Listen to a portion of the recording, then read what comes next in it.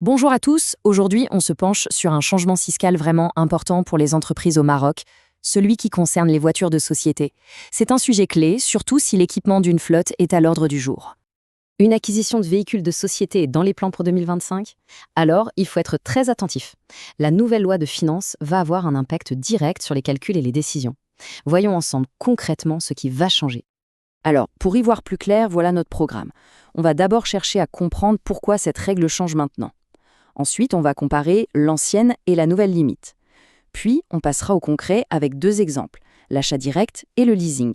Et on terminera avec un résumé des points essentiels à retenir. C'est parti. Alors, la première question, c'est pourquoi ce changement? Eh bien, la réponse est assez simple en fait. C'est une adaptation à la réalité du marché, tout simplement. Les prix des véhicules ont pas mal augmenté ces derniers temps, et le gouvernement a donc décidé d'ajuster le seuil de déduction fiscale pour que ça colle mieux à ces nouveaux coûts. Pour bien mesurer l'impact de cette mise à jour, il faut absolument se souvenir de comment ça fonctionnait jusqu'à présent. Faisons un petit retour en arrière sur l'ancienne règle. Jusqu'à l'arrivée de la loi de finances 2025, la valeur d'une voiture de tourisme qu'une entreprise pouvait déduire de ses impôts était plafonnée. Le plafond était fixé à 300 000 dirhams, toutes taxes comprises. Cet amortissement il s'étalait sur 5 ans. Et si le véhicule coûtait plus cher, eh bien tout ce qui dépassait ce seuil n'était tout simplement pas déductible du résultat fiscal, que ce soit pour un achat direct ou un leasing. Et nous voilà au cœur du sujet, la loi de finances 2025 arrive et vient revoir ce plafond. Et bonne nouvelle, elle le revoit à la hausse. Et là, c'est on ne peut plus clair. On passe d'un plafond de 300 000 dirhams à un tout nouveau seuil de 400 000 dirhams, toujours TTC. Ça représente une augmentation nette de 100 000 dirhams, ce qui est quand même un bon significatif. Voilà le chiffre à bien avoir en tête, 400 000 dirhams. C'est maintenant la base maximum sur laquelle une entreprise va pouvoir calculer les amortissements déductibles pour un véhicule de tourisme. Un point absolument crucial, la date d'application.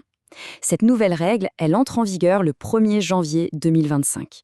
Elle s'applique à tous les véhicules achetés en direct à partir de cette date. Mais aussi, et c'est très important de le noter, à tous les nouveaux contrats de leasing, de crédit bail ou de location qui seront signés à partir du 1er janvier 2025. Bon, à cette théorie, passons à la pratique. Comment est-ce que cette nouvelle règle se traduit concrètement dans la comptabilité d'une entreprise? Voyons ça avec des chiffres. On va commencer par le cas de figure le plus simple, une entreprise qui achète un véhicule, directement, en 2025. Regardons ce tableau ensemble. Imaginons une entreprise qui achète une voiture à 500 000 dirhams. D'un point de vue comptable, elle va l'amortir sur 5 ans, ce qui nous donne 100 000 dirhams par an. Mais attention, fiscalement, la déduction est limitée par notre nouveau plafond. On doit donc calculer l'amortissement sur la base de 400 000 dirhams, ce qui fait 80 000 dirhams.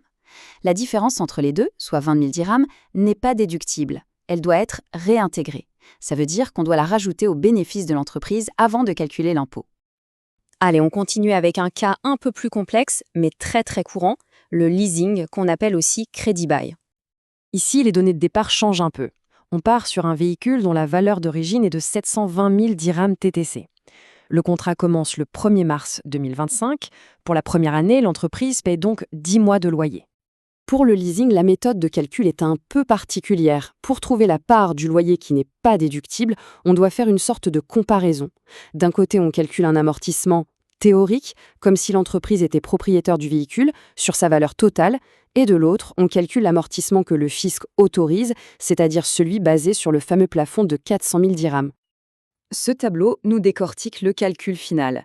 L'amortissement théorique, sur la valeur totale du véhicule, donne 100 000 dirhams pour les 10 mois.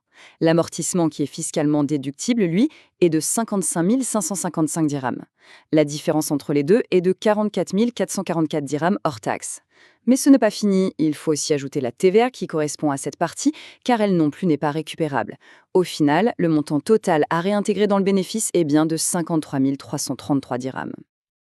Ok, après tous ces chiffres, il est temps de faire une synthèse. Qu'est-ce qu'il faut absolument garder en tête de cette nouvelle mesure?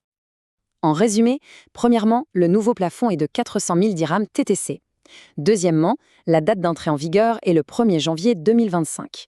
Troisièmement, la règle s'applique aussi bien aux achats directs qu'aux nouveaux contrats de location ou de leasing. Et enfin, un point qui ne change pas, le taux d'amortissement reste de 20% par an sur une durée de 5 ans. Voilà, on a fait le tour de cette nouvelle mesure fiscale. Ça nous laisse avec une question stratégique assez importante pour chaque entreprise. Face à ce nouveau plafond, comment les stratégies d'achat ou de location de la flotte automobile vont-elles devoir s'adapter pour optimiser au mieux la fiscalité à partir de 2025 ? La réflexion est ouverte.